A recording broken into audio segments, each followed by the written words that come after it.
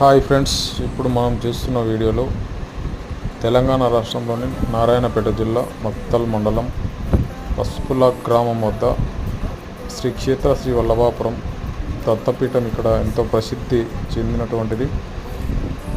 ఇక్కడ పొంగిపొర్లే జీవానది అయినటువంటి కృష్ణా నది సంవత్సరం పొడవునా ఎప్పుడు నిండుకొండలా ప్రవహిస్తుంది.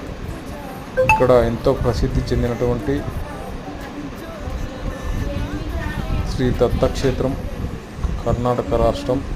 ఈ నది అవతల వీడియోలో కనపడే విధంగా అవతల కర్ణాటక రాష్ట్రం, ఇక్కడ తెలంగాణ రాష్ట్రం, రెండు రాష్ట్రాల మధ్య కృష్ణా నది వెళ్తుంది.